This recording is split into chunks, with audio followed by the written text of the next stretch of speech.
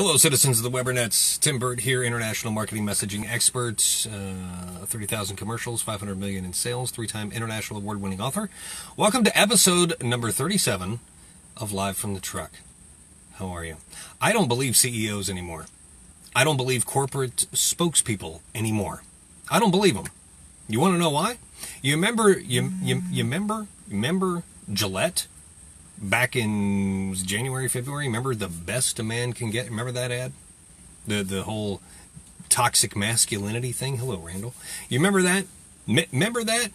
Remember how I said it's going to cost them a whole bunch of money and this was a massive screw up? Well, guess what? According to the Washington Examiner, here's the headline: Parent company defends Gillette as great business. Great business after its CEO conceded #MeToo campaign led to loss of some customers. Loss of some customers. Keep that in mind when I tell you this and why you have to be truthful with people. Loss of some customers. That's the point here. We'll get to it in just a moment. Gillette's parent company defended the razor company. By the way, Gillette's parent company is Procter & Gamble. Parent company defended the razor company after Gillette's CEO said losing some customers over its Me Too and toxic masculinity digital advertising campaign was a price worth paying. A price worth paying. David Taylor, P&G CEO, told the Cincinnati Business Courier, to where I'm from, quote, "Gillette is a great business. We like it. You know those text-to-speech robot, they sound like people, but they're not people, and you know they're not people, but they sound like people, you know what I'm talking about? Just imagine him saying that. Gillette is a great business. We like it." That's about how authentic that comes off. What you don't know, P&G purchased Gillette back in 2005 for $57 billion. $57 billion. That was, at the time, it might still be the largest shaving company in the world. Here's where it gets weird, and here's why you shouldn't pay attention to corporate spokespeople, and here's why you have to be authentic with people. I want you to listen to this after that entire setup. You know the story here. You know what I'm talking about. I want you to listen to this very, very carefully. P&G spokesman, this is a quote, P&G spokesperson or spokeswoman Julia Lefelt said the company's, quote, Me Too digital ad had enhanced the Gillette brand. Julia, I don't think that word means what you think it means. Quote, "This is by far the most viewed ad Gillette has ever had online. The vast majority of those views are organic unpaid, which points to the natural interest and engagement that we were able to generate among consumers." No, what that means is people were mocking you and laughing at you, and I believe your up to down ratio was like 10 down to 1 up on YouTube.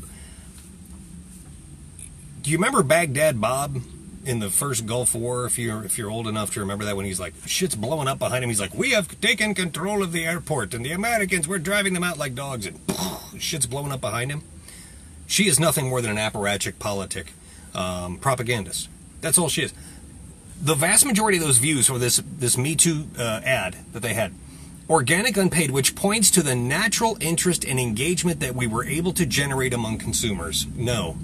No. Oh, by the way, thank you, Mike. #live if you're watching live. #replay if you're watching this late.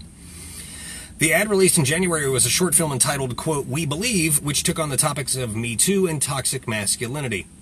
Was criticized by some for overgeneralizing male behavior and being corporate virtue signaling, which cost you $8 billion.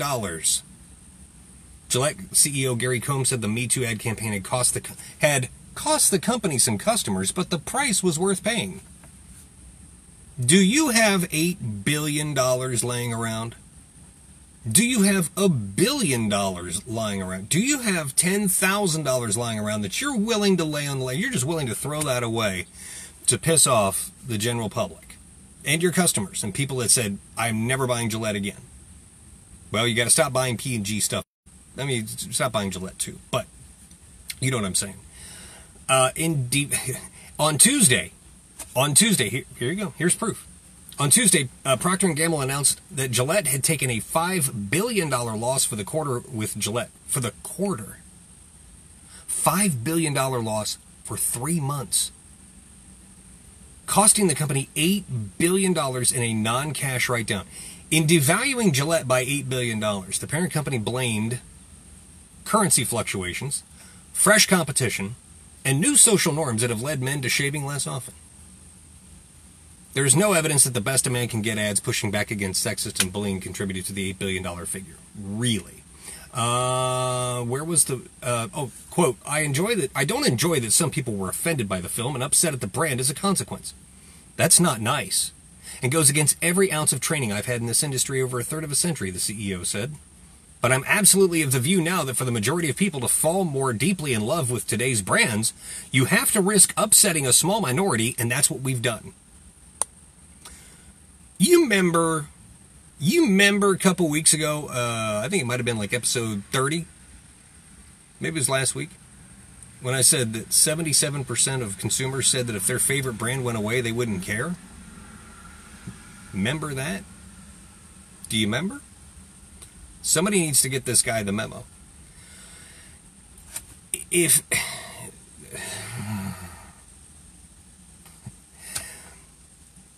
There's also a thing, did I tell you the part about the guys shaving less? Oh, let's see, hold on a second. No, maybe I didn't. Oh, they're saying that, yeah, men don't shave as much as they used to, etc. And all of these other excuses that they were throwing in. Like, we're okay with that. Like, the shaving or the shaving industry is in the decline a little bit. Well, if that's the case, please explain to me why Schick bought Harry's Razors for $1.37 billion. And by the way, Harry's Razors was started in March of 2013 by two guys. March of 2013. Started that company. 6 years later, they sell it for over $1 billion. But the shaving industry is in decline. No, you screwed up. And you can't admit it. And now you are spinning, and you are a politic, you are an apparatchik, you are a propagandist, you're nothing more, nothing less. And I really don't believe hardly any words coming out of a corporate spokesperson's mouth anymore. And it's things like this that cause me great concern, and it should cause you great concern as well. And if you are promoting a business, you are a marketer, you're a business owner, you have to be truthful and honest, and don't spin stuff, because people, their BS meters are so sensitive these days. Why would you do this? Mike says, in a day where companies like Schick absorbs Harry's, these people are delusional. Oh, absolutely. I could not agree more, my friend. Thank you for confirming what I've said. I appreciate that. Let's see. They said that the film's impact would be felt beyond the numbers, saying this includes the many stories we hear about the film being used in school classrooms, universities and churches and youth clubs to start a conversation with young people about masculinity and gender in modern society. Sell razors. Sell razors. Make a better product. Sell razors. Make a better product. Do it cheaper. That's how IKEA works. You know, IKEA works backwards. If you didn't know this, or IKEA, if you want to pronounce it correctly. They'll say, we want to make a table, we want a coffee table for $20. Go. That's how they work. They don't say, oh, we built this coffee table. What should we price it at? No. It's the complete opposite. I want to build we want a coffee table we can sell for $20. And they tell their little team of engineers and designers how to do it. Doesn't matter, you have to put it together at home. That's up to you. You know that going in. Make a better razor, Gillette. See, now the damage done by this. If P&G called me today and said, Tim, please God help us, what do we do? I can't help you. Actually, well, the first thing I would do is I would do a massive... I would actually go completely against what you did in that video, the best a man can get, the toxic masculinity, Me Too, all that shit. I would show a dude like 6'3", weighs about 280. Somebody looks like he plays offensive line, 300, shirt off in the woods, eating a freshly killed deer or something, or a raccoon, and he gets back in his truck and he goes home and he shaves. Gillette. If it were me. But they won't do that, so you don't have to worry about that. Now, if you're one of the other companies and going against Gillette, you're welcome. I just gave you a campaign. Don't believe these things, the things these people are saying, because it's Absolutely not true. I want to thank you for being here on Live from the Truck, episode number 37. Marketanything.co/shop. That's what this episode is brought to you by. Marketanything.co/shop, where you can get all the books and the goodies and the other hoo-ha stuff.